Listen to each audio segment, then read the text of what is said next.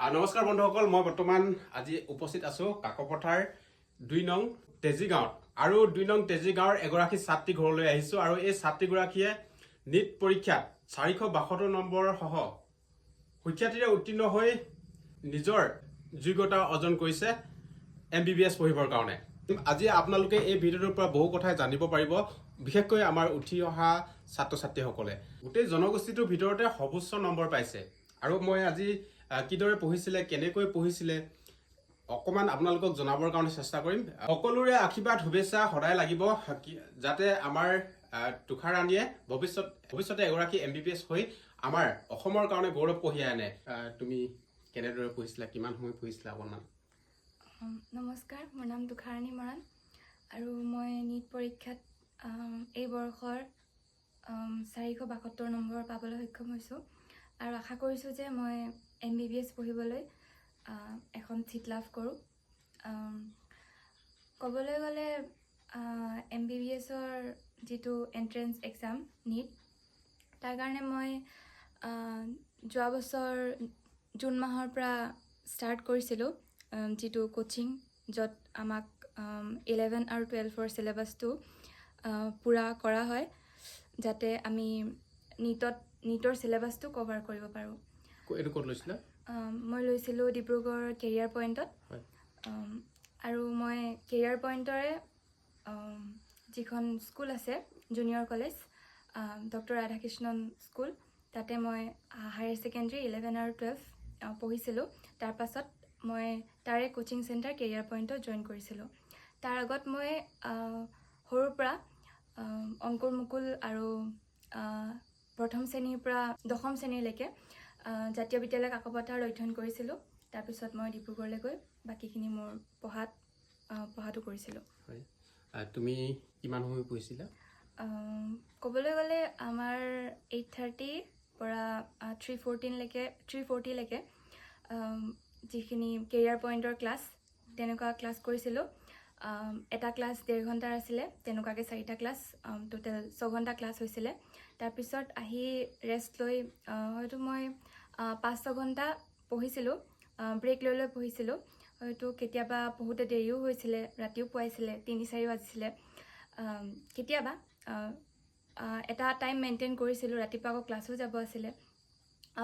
Main কথাটো হ'ল কোনে কিমান পঢ়ে সেইটো তেখেতৰ ব্ৰেইন কেপাচিটিৰ ওপৰত ডিপেণ্ড কৰে, কিন্তু কথাটো হ'ল কি নিটৰ কাৰণে, স্পেচিয়েলি নিটৰ কাৰণে এটা কনচিষ্টেঞ্চি হোৱাটো বহুত প্ৰয়োজন হয়। যিমান টাইমে পঢ়োঁ সিমান টাইমে মনোযোগেৰে পঢ়িলে হয় আৰু এটা কনচিষ্টেঞ্চি, যাতে আজি মই 6 ঘণ্টা পঢ়িলোঁ, কাইলৈ মই 1 ঘণ্টা পঢ়িম, কাইলৈ মই 2 ঘণ্টা পঢ়িম, তেনেকুৱা নহয়। যিমান টাইমে পঢ়োঁ আমি সদায় পঢ়ি যাব লাগিব। সদায়খিনি সদায় পঢ়িলে মই ভাবোঁ যে সেইটোৱে পঢ়াৰ একচুৱেলি অধ্যয়নৰ মূল মন্ত্ৰ। তুমি প্ৰথমে কাক কৃতজ্ঞতা দিবা, ধন্যবাদ দিবা?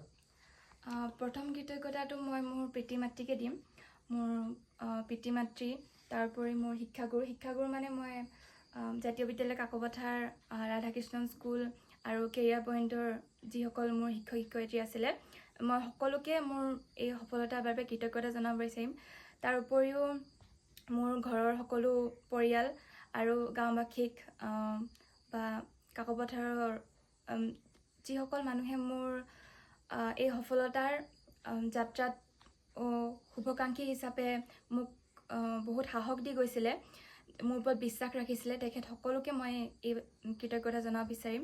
তাৰোপৰি মই কৃতজ্ঞতা জনাব বিচাৰিম সদৌ মৰাণ ছাত্ৰ সন্থাক, যিসকলে যোৱা বছৰৰ পৰাই এতিয়ালৈকে তেওঁলোকেও বহুত সাহস অনুপ্ৰেৰণা মোক দি গৈছে আৰু তেখেতসকলক মই বিশেষকৈ ধন্যবাদ জনাব বিচাৰিম। আপোনালোকেও এই ভণ্টিগৰাকীক শুভেচ্ছা দিব, আশীৰ্বাদ দিব, যাতে ভৱিষ্যতে এগৰাকী সফল ডক্তৰ হৈ আমাৰ সমাজলৈ ঘূৰি আহিব পাৰে। আৰু তুষাৰ ৰাণী মৰাণ হৈছে ভৰত মৰাণ ককাইদেউ আৰু ঝৰ্ণা মৰাণ বৌৰ সুযোগ্য সন্তান। অকণমান অনুভৱ জানিব কাৰণে চেষ্টা কৰিম। দেউতাক আছে এফালে। খুব কষ্টই কৰিলে ছোৱালীজনীয়ে। এদিনো আমি জনাত আমি ক'ব গ'লে গৌৰৱে ক'ব পাৰোঁ আৰু বেলেগকো এটা পৰামৰ্শ দিব খোজোঁ যে আচলতে যিয়ে নিয়মীয়াকৈ মানে স্কুল ক্ষতি নকৰাকৈ, ক্লাছ ক্ষতি নকৰাকৈ তেওঁ অধ্যয়ন কৰিব, তেওঁ সফল হ'ব বুলি ভাবোঁ। এই এদিনো স্কুলতো এদিনো ক্ষতি কৰিব পৰা নাই। আনকি কেৰিয়াৰ পইণ্টত যেতিয়া কোচিং কৰিলে, কোচিঙত এটা ক্লাছো আচলতে মানে ক্ষতি কৰা নাছিলে, ঘৰলৈও অহা নাছিলে মানে। তাইক মানে আমিও কেতিয়াবা লগ কৰিব নোৱাৰিলেও মানে তেনেকেই আছিলে। গতিকে সেইখিনি কষ্ট কৰাৰ কাৰণে সফলতা পাইছে বুলি ভাবোঁ। গতিকে আমি সকলোৰে আচলতে আশীৰ্বাদ বিচাৰিম এতিয়াও। তেওঁ এতিয়াও কষ্ট কৰিবলগা আছে, আগবাঢ়িবলগা আছে। এই সফলতাৰ আঁৰত মাতৃগৰাকী বহু কষ্ট আচলতে জড়িত হৈ থাকে। মাতৃ হিচাপে আপোনাৰ অকণমান অনুভৱ? নমস্কাৰ। অনুভৱ বুলি ক'লে ভালেই বাৰু, খুবেই ভাল। প্ৰথম সফলতাৰ খোজ আগবঢ়াইছে, তাত সেইটো খুব প্ৰয়োজনীয় যে এজন ডক্তৰে কেনেদৰে মানে জনসাধাৰণৰ লগত কমিউনিকেশ্যন কৰিব, যোগাযোগ কৰিব, সেইটো তাইক খুব মানে এটা প্ৰয়োজনীয় বস্তু। গতিকে তাইক মানে আমি অনুৰোধহে কৰিম এতিয়া, যিহেতু আৰু তুষাৰাণীক সৰুৰে পৰা আচলতে প্ৰথম শ্ৰেণীৰ পৰা শিক্ষা প্ৰদান কৰা কাকপথাৰ জাতীয় বিদ্যালয়ে আমাৰ সৈতে আছে এগৰাকী শিক্ষয়িত্ৰী ৰেখা গগৈ বাইদেউৰ পৰা অকণমান জানিবৰ কাৰণে চেষ্টা কৰিম যে এই ছাত্ৰীগৰাকীয়ে আজি ইমান ধুনীয়া এটা সফলতা আনিছে। জনগোষ্ঠীটোৰ ভিতৰতে আচলতে সৰ্বোচ্চ নম্বৰ লাভ কৰিছে, 472 নম্বৰ সহ। আপুনি যিহেতু ছাত্ৰীগৰাকী একেবাৰে প্ৰথমৰ পৰা পাই আহিছে, ছাত্ৰীগৰাকী কেনেকুৱা আছিলে পঢ়াৰ ক্ষেত্ৰত? নমস্কাৰ। মই যেতিয়া বিদ্যালয়ত জাতীয় বিদ্যালয়ত জইন কৰিছিলোঁ, সেই সময়তে মানে তুষাৰাণী প্ৰথম শ্ৰেণীত আছিলে। তেতিয়া আমাৰ স্কুলত যিখন মানে লটাৰী খেল খেলাইছিলে, প্ৰথম তাই পুৰস্কাৰটো পাইছিলে গাড়ী এখন, আৰু সেইদিনাই মই তুষাৰাণীৰ সৈতে পৰিচয় হৈছিলোঁ। তাৰপিছত যেতিয়া পঢ়াইছোঁ মানে ক্লাছৰুমত খুব অমায়িক আৰু নিয়মানুৱৰ্তিতা, একাগ্ৰতা সকলোখিনি পোৱা গৈছিলে। আৰু কোনোদিনেই মানে শ্ৰেণীকোঠাত ক্লাছ 10লৈকে সিহঁতৰ কোনো প্ৰব্লেম নাছিলে বা কমপ্লেইনো কোনো কৰা নাছিলে। খুব ধুনীয়াকৈ তেওঁলোকে শিক্ষা জীৱন বিশেষকৈ আমাৰ জাতীয় বিদ্যালয়ত পাৰ হৈ গৈছিলে। আৰু আমি সকলোৱে আলোচনা কৰিছিলোঁ যে তাই এদিন নিশ্চয় জীৱনত যি বিচাৰিব। প্ৰথম ছোৱাত অৱশ্যে তেওঁৰ জীৱনৰ লক্ষ্য কি আছিলে খুব বেছি নাজানিছিলোঁ, কিন্তু লাহে লাহে সিহঁতি ডাঙৰ হওঁতে বহুখিনি প্ৰকাশো পাইছিলে। আৰু এতিয়া সম্পূৰ্ণভাৱে তাই সেই যোগ্যতাখিনি দেখুৱাইছে অৱশ্যে। আৰু আমি খুব গৌৰৱান্বিত জাতীয় বিদ্যালয়সমূহ, শিক্ষক শিক্ষয়িত্ৰী আৰু আমাৰ পৰিয়ালবৰ্গ। খুব ভাল লাগিছে, নথৈ আনন্দিত হৈছোঁ। আৰু এইফালে দেখিছে আপোনালোকে গাঁৱৰ জ্ঞাতিসকল আছে, ঘৰৰ পৰিয়ালৰ লোকসকল আছে, আৰু সকলোৱে আচলতে আনন্দতে এষাৰ মাত দিবৰ কাৰণে আহিছে, শুভেচ্ছা দিবৰ কাৰণে আহিছে। আৰু এইফালে আইতাক আছে, অকণমান কিবা এষাৰ আইতা খুব চমুকৈ হ'লেও। নমস্কাৰ বাৰু। সৰুৰ পৰা ভালে ছোৱালীজনী, যি শিকাওঁ তাকে সৰুদিনতে কি নিচুকনি গীত গোৱা, আকৌ সাধু কথা কোৱা, সেইবোৰ চব এবাৰ ক'লে মনত থাকেই। আৰু এইফালে মোৰ ওচৰতে আছে মণ্টু চেতিয়া ককাইদেউ। ককাইদেউ, যিহেতু মানে তুষাৰাণীয়ে ইমান ধুনীয়া সফলতা আনিছে, আপোনাৰ অনুভৱ অকণমান?